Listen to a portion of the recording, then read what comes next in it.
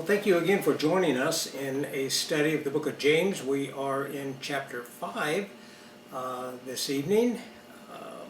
We are one class away from finishing this.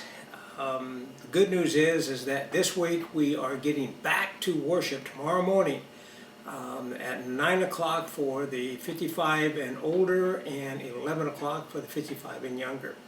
I am so glad to get back to work, get back busy, worshiping with my brothers and my sisters. I just can't wait. Before we begin, let me read our passage today, and I need to clarify some things about reading the Bible and reading a book at a time. I've suggested that you read through a book such as the book of James that we're studying right now, to read it through every day. It only takes 11 minutes I have recorded in mine. But what I don't want to happen is I don't want it to be a race to see how quick you can get through the book and read it, and then comprehension is at best second. No, we want to read it with the understanding, the same way that we want to sing from. So God wants us studying His Word. He wants us to read it. We've got to read it so we can study it. But we don't need to make a race out of it. I didn't mention the 11 minutes to get people to rush through it and read it. I mentioned that only that's all it takes out of our day, is that 11 minutes to sit in our brains all day long, to think about it, what God is saying through these words, and to all of us. Let me read the passage now in the book of James chapter 5, starting in verse 1. Come now, you rich, weep and howl, for your miseries are coming upon you.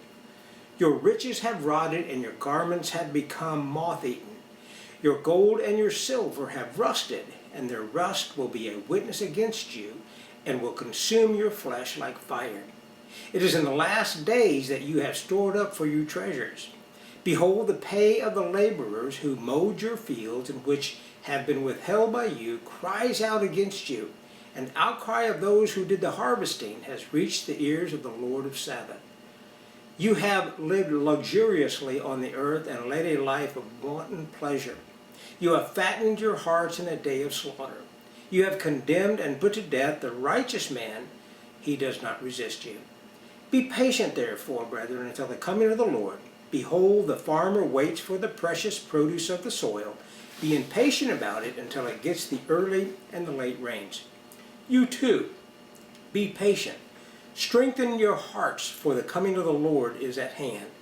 Do not complain, brethren, against one another, that you yourselves may not be judged. Behold, the judge is standing right at the door. As an example, brethren, of suffering and patience, take the prophets who spoke in the name of the Lord. Behold, we count these blessed who endured. You have heard of the endurance of Job, and have seen the outcome of the Lord's dealings, that the Lord is full of compassion and is merciful. We have, in studying God's Word, we have to be a people who are willing to look at God's Word, and we come to this passage right here, and this is the fourth time in the book of James that James has mentioned the rich, and he's not very kind and gentle to the rich, and you would almost conclude that James, God, does not want us to be rich, and that God hates the rich. Nothing could be further from the truth.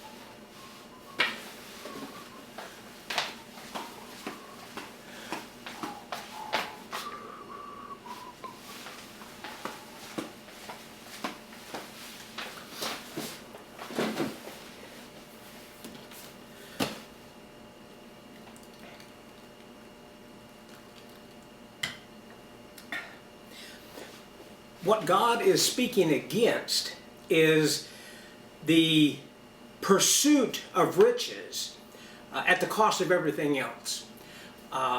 When the pursuit of riches becomes the major focus of our life, then everything else seems to be pushed aside.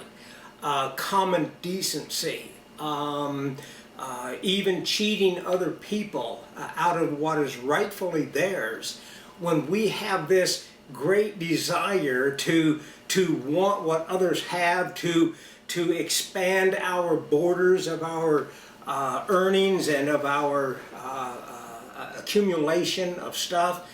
That's the thing that we are told by God that we need to be careful of. But you may say, after reading this passage, you may say, well, this passage can mean something else to other people, but you need to understand that I'm not rich. Is James condemning, in this passage, is he condemning Christians, rich Christians, or the rich in our society?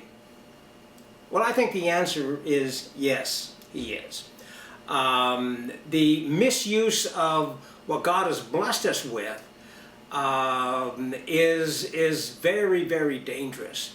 But we may say, especially us, our average American may think that, well, I'm not rich, because what we do is we define anybody who has more than I have, they're rich.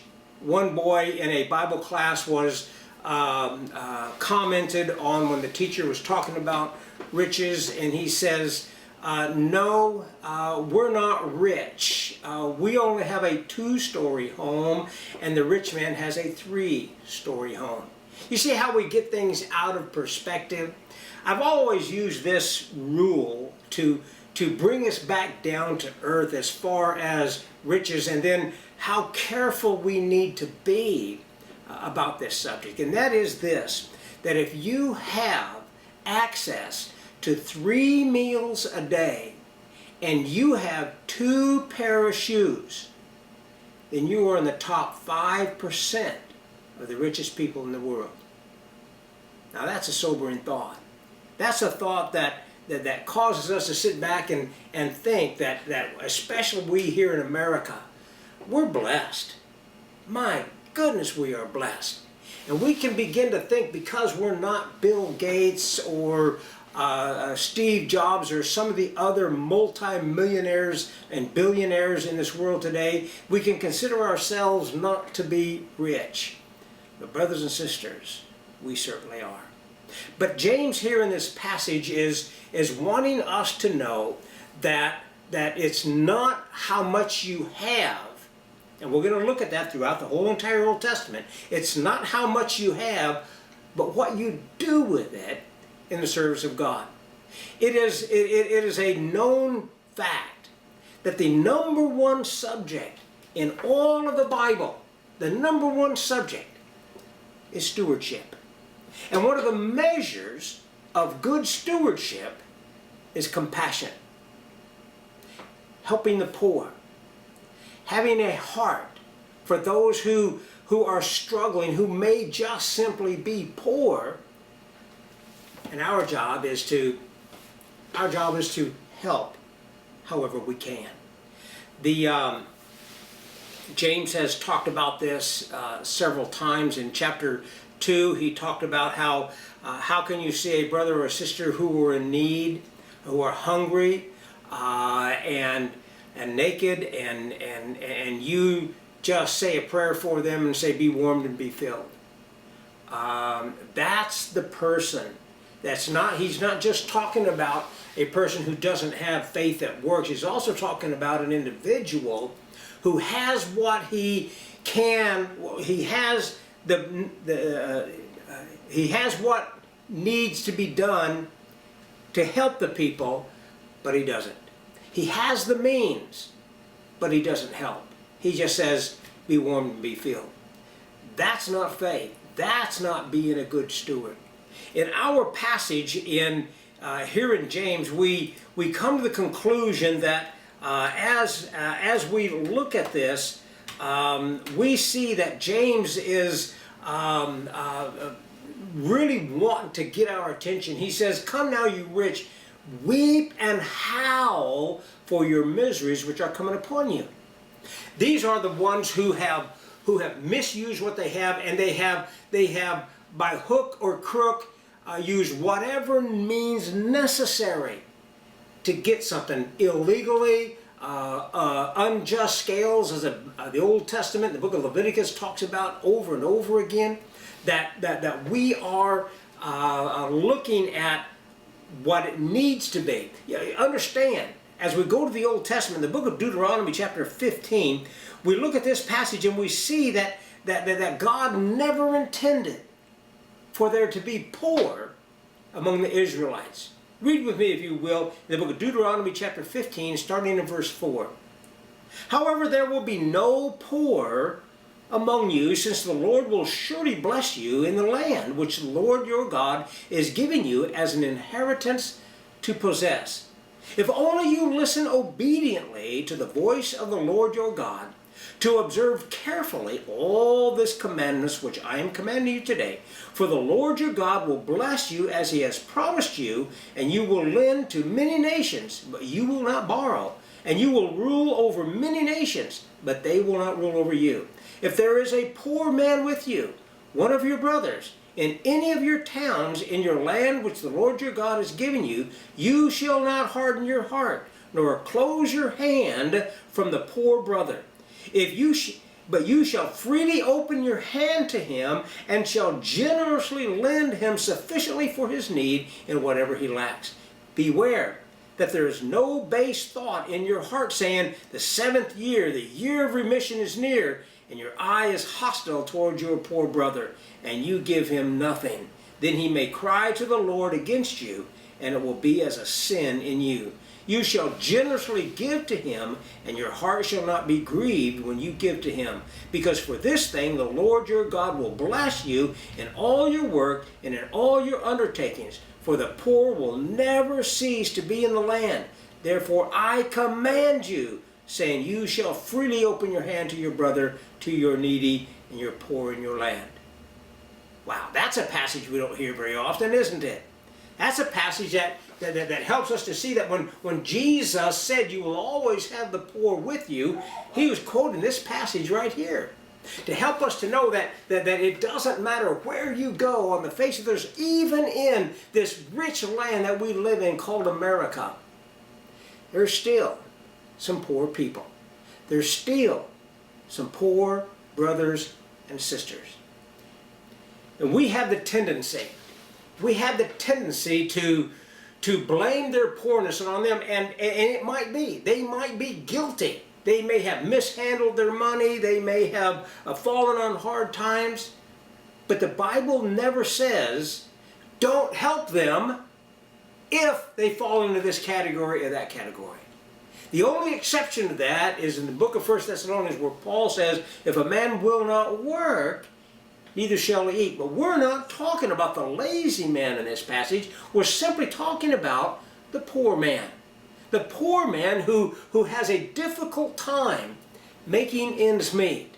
And we're not to look down on him. He says in this passage, beware that you don't have a base thought. Make sure that you don't harden your heart. Make sure that you don't close your hand to this individual. Instead, he says to open it up. Now, James is talking about the individual who has closed up his fist. He does not have an open hand to that person. Instead, he has a hard heart and thinking that, oh, they're just trying to get something from me. That's what the poor do. And to assume that they have ulterior motives other than their needs being met, shame on us when we do such a thing. In the book of Leviticus chapter 19 verse 13 says, you shall not oppress your neighbor nor rob him. The wages of a hired man are not to remain with you all night until the morning. James is going to talk about this. In those days, the common day's wages was given to the man at the end of the day, because most men who went out and worked for the day, that money was needed to buy groceries on the way home. And without the wages, if the man said, "Oh, come on, I'll pay you tomorrow morning," what that meant is that poor man's family or himself went hungry for the night. Went to bed with hungry children. Went to bed with a hungry wife. Went to bed with his own stomach growling. Only so the rich man could just hold on to it for a little bit longer. The Bible's quite clear. Don't do that. James is going to talk about those who have mowed your grass, those who have harvested your field. They're waiting for their wages, and it's not coming. It's not coming. Their wages, their cry is to the Lord of Sabbath. And the rich man who does such a thing will pay the price. We don't have the right to hold back from people who were in need, especially when we have it to give and we don't do it. And especially when we withhold from them what's rightfully theirs. That would be the employees. This is totally not right. God's people in the Old Testament, there was to be no poor, he says there in Deuteronomy, no poor among you, because you take care of them. But unfortunately, Israel didn't do that. And we can learn a lesson from this, because if Israel didn't do that, and we don't do it, we can expect the same outcome that they did. In the book of Ezekiel chapter 16 verse 49 says, "Behold, this was the guilt of your sister Sodom. She and her daughters had arrogance, abundant food, and careless ease, but she did not help the poor and the needy." Had everything that they needed. They were not in need of anything, but they didn't take care of the poor and the needy. Because they didn't take care of the poor, because they didn't care, God says, you're falling under his judgment. The book of Amos has quite a bit to say about this issue. And again, God is talking to his people here. In Amos chapter 2, it says, "Thus says the Lord, for 3 transgressions of Israel, and for 4, I will not revoke its punishment, because they sell the righteous for money, and the needy for a pair of sandals. These who pant after the very dust of the earth on the heads of the helpless, also turn aside the way of the humble." This is a shame that these people would treat their brothers and sisters the same way. In chapter 5, verse 11, he says this, "Therefore, because you impose heavy rent on the poor and exact a tribute of grain from them, though you have built houses of well-hewn stone, yet you will not live in them. You have planted pleasant vineyards, yet you will not drink from them. The rich who misuse the poor will be condemned in the judgment." In chapter 8, the same book, starting in verse 4, "Hear this, you who trample the needy, to do away with the humble of the land, saying, when will the new moon be over, so that we may sell grain, and the Sabbath, that we may open the wheat market, to make the bushel smaller and the shekel bigger, and to cheat with dishonest scales, so as to buy the helpless for money and the needy for a pair of sandals, and that we may sell the refuse of the wheat." You see, when the rich of the land, God's people, when they misuse and abuse the poor, the very ones that God said there will be no poor in the land because the rich are to extend their hand to them. They're not to close up and abuse them, but because they did not do that, the poor learn, unfortunately, to have to rely upon God. And as a result of this, their deep, abiding trust and love for God, because he provides their need, they are called the righteous. The book of Deuteronomy chapter 10 verse 17 says, "For the Lord your God is a God of gods and the Lord of lords, the great and the mighty and the awesome God who does not show partiality nor take a bribe. He executes justice for the orphan and the widow and shows his love for the alien by giving him food and clothing. So show your love for the alien, for you were aliens in the land of Egypt." Even the rich among God's people came from a land that they were not welcomed in. And God's trying to help them to see, to remember how you were treated. You didn't like it, so don't treat other people, even the alien, like that. And if you don't treat the alien like that, then what about your brothers? What about your sisters? Oh my goodness. The book of Psalm chapter 35 says, "All my bones will say, Lord, who is like you? Who delivers the afflicted from him who is too strong for him, and the afflicted and the needy for him who robs him?" Well, that robbing is usually the rich man. Psalm 86 verse 1 and 2 says, "Incline your ear, O Lord, and answer me, for I am afflicted and needy. Preserve my soul, for I am a godly man. O you, my God, save your servant who trusts in you." You see, the rich are condemned. The rich who misuse and abuse not only what they have and how they get it, but those who work for them.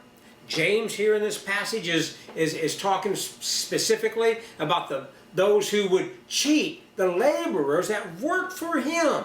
He said, "Come work for me, I'll pay you a wage." And when they do the work, they skip out on the wages. And the poor man who needs to be paid daily goes home hungry. That man will be condemned. Mark chapter 4, Jesus says this in commenting on the parable of the sower and the seed that's thrown amongst the thorns. Listen to this, because this would be terrifying to those who, or at least a warning to those who would cheat and connive and do everything they can just to get cheating other people out of it. Listen to this. "But the worries of the world and the deceitfulness of riches and the desires for other things enter in and choke out the word, and it becomes unfruitful." Do you believe that? That the people who hear the word, that it actually takes root, but the desires of this world, the deceitfulness of riches, will choke it out. It'll choke it out. How sad. Jesus in Luke chapter 16 tells the story of the rich man and Lazarus. Now we know this story.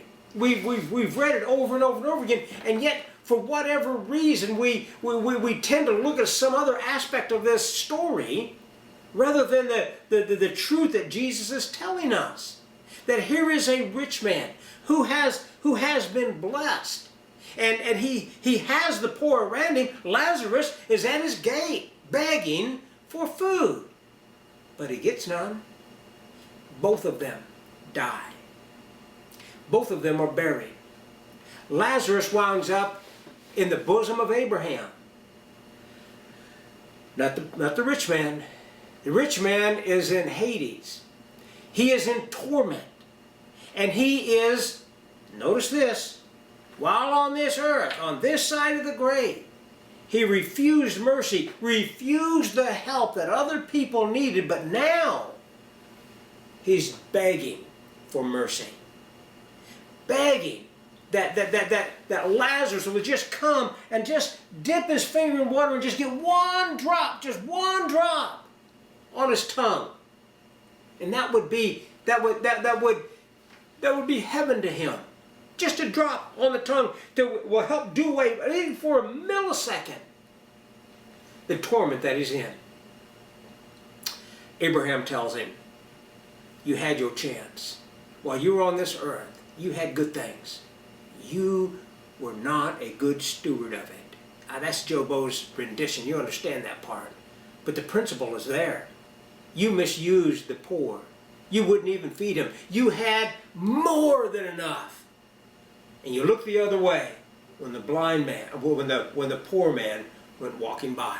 It wasn't any of your business. You see, over and over and over again, we have this concept that Mr. and Mrs. Gotzlots, Mr. and Mrs. Rich, that they are the ones who are blessed by God. And God says, no, yes, He blesses some rich people, no doubt about that, but He doesn't bless you to achieve by hook and crook whatever you can get. And especially in the area of cheating other people out of what is rightfully theirs. Chapter 12, the book of Luke, we hear the story of the man that comes to Jesus and says, tell my brothers to divide the family inheritance with me. Jesus says, who appointed me judge or arbitrator over you? And he said, beware. Jesus says, beware and be on your guard against every form of greed, for not even when one has an abundance does his life consist of his possessions. That is so dangerous for us to think that our life consists of what we have. It doesn't consist of what we have, it consists of whose we are. And when we begin to think that oh, I've got it made, I live in a nice house, I have 3 meals a day, I can go where I want, I can do what I want, I've got money in the bank. This man right here, the parable that he tells, is a man who looked out over everything that he had, and he uses the personal pronouns, me, my, mine, what will I do? And he just thought he had it made. But he didn't think that God's going to say tonight, you fool. He calls him a fool. He says, you fool, your soul will be required of you tonight. James, in our passage here in the book of James chapter 5, he's going to tell us. He's going to tell us that the judgment is coming. The judge is at the door. Be careful the way that you walk, the way that you live. You see, we're told that those who plan their business dealings without considering God, that's James chapter 4, verse 13 through 16, those who would plan their business, go to such and such a place and make such and such a profit, and they don't put God in their plans, these are the same people that'll cheat others to get what they want. And God's not gentle with them. God's not gentle with them. In the final, on the final day, it won't go well for them. Notice what he says. However, as he changes the channel a little bit to possibly the ones who have been misused and abused, those who have been trampled underfoot by the rich, whose wages are still due them. Notice what James says, verse 7, be patient therefore, brethren, until the coming of the Lord. Behold, the farmer waits for the precious produce of the soil, being patient about it until it gets the early and the late rains. You too, be patient. Strengthen your hearts, for the coming of the Lord is at hand. There's that reminder. Always that reminder that nobody gets out of here alive. That's what the reference to is that time in our life, or the time in history when God says, oh, enough's enough. Enough's enough. Joe, you need to come see me. Joe, your time is here. Joe, you need to be in Abraham's bosom and being comforted. We don't know when that day will come. We have no clue at all when that will happen. But we do know one thing. It's coming. It will be here. And he says in here that the judge is right at the door. He's standing right at the door. You can't see it off camera right now. There's a door right there. I mean, it's almost within reach right now. And he says, that's how close the Lord is. At any minute. So as a result of that, no matter how the people in this world treat you, no matter how much pain or anguish you are going through, be patient. Endure. That word endure has that idea that I'm going to remain under the load no matter how heavy, no matter how painful, no matter how much anguish and torment I am in. I'm going to remain, because I know as the poor in the Old Testament who were called righteous, because no matter what went on, they still trusted God. They still trusted God.